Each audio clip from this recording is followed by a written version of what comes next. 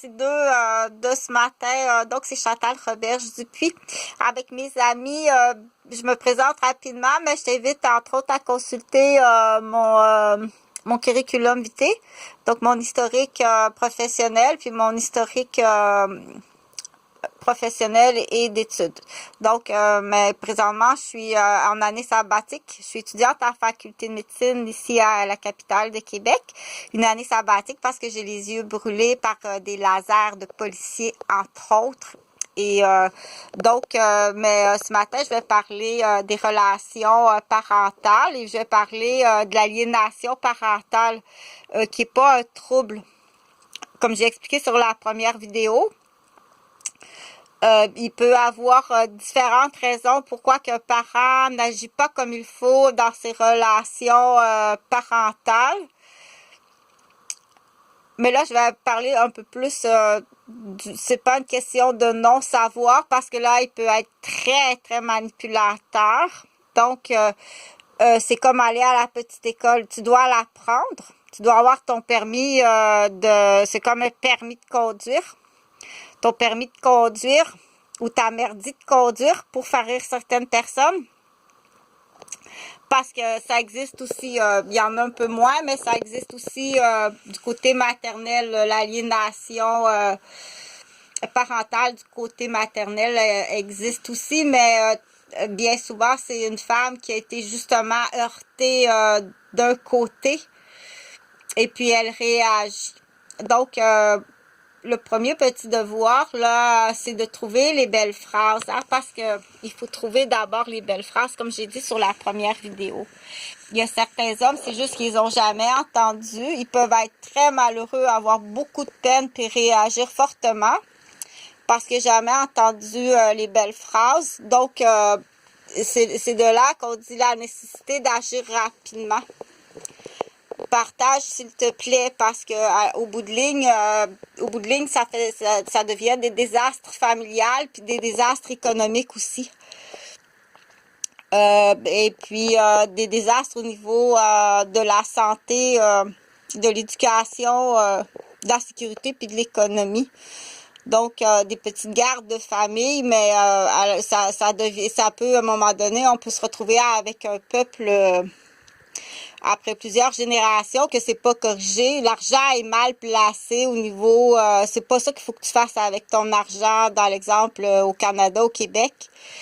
C'est vraiment mal placé. Après 3 générations, entre autres, comme au Québec, au Canada, la problématique des familles, là, il faut regarder les statistiques.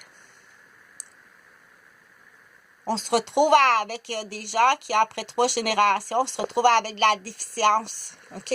Donc là, je sais pas qu'est-ce que tu vas faire avec tous tes déficients. Là. Ils sont déficients. OK? C'est classé déficients. Donc, on se retrouve avec, entre autres, là, ici, tu peux raconter ta vraie petite histoire.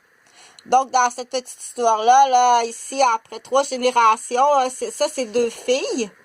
Donc, celle qui est sur les épaules, elle s'appelle Alexandra. Et l'autre qui est à côté, elle s'appelle Paulette. Et l'autre à côté, là, l'espèce de petite souris, c'est ni oui ni non pour l'instant, je ne sais pas. Donc, ça fait des désastres épouvantables au niveau d'identification des rôles. Et ça fait des gens qui ont toutes sortes de comportements déficients et dangereux. Donc, voici la famille en pourcentage de quoi a l'air la famille du Québec, le Québécois et la Québécoise. Donc, c'est drôle, ça devrait être assez drôle. C'est improvisé. Donc, ça c'est quoi? Ça on dirait une araignée avec un rat. Donc, c'est improvisé. Je raconte ça, des histoires comme ça. C'est pas ça l'histoire. Même comme j'ai dit, un enfant qui fait ça, c'est très intelligent. OK? Puis un enfant qui fait ça, puis qui le montre à son frère ou à sa sœur, c'est une très belle identité. C'est-à-dire, on lui a montré à faire des choses et de façon naturelle. il partage son savoir. Il est déjà un petit éducateur, un petit professeur pour les autres. C'est pas un professeur de secondaire parfait. Il fait bien son possible. Il faut qu'il soit récompensé aussi. C'est en vieillissant, on va voir, on peut voir qu'en vieillissant, ces enfants qui sont qui sont des très bons perroquets, ok, dans les premières phases du développement de l'enfant qui apprend comme un très bon petit perroquet. C'est parfait d'être le bon petit perroquet, mais il y a autre chose aussi. Il fait pas juste le perroquet. Mais dans l'éducation, c'est un très bon perroquet puis il est très intelligent.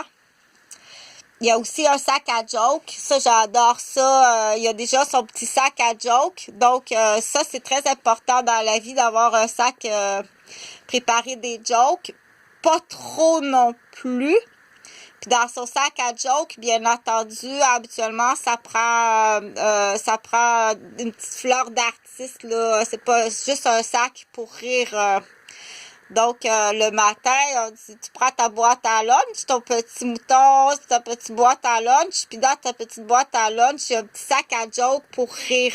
Donc, préparer des affaires intéressantes, comiques, charmantes. Donc, c'est une autre phase du perroquet, c'est-à-dire dans la phase du développement. Je veux pas mettre d'âge, je veux pas arriver puis dire à quel âge que normalement il serait capable de construire une joke. Est-ce que ça veut dire quelque chose, un enfant qui est pas capable de construire une joke? Oui, ça veut dire quelque chose.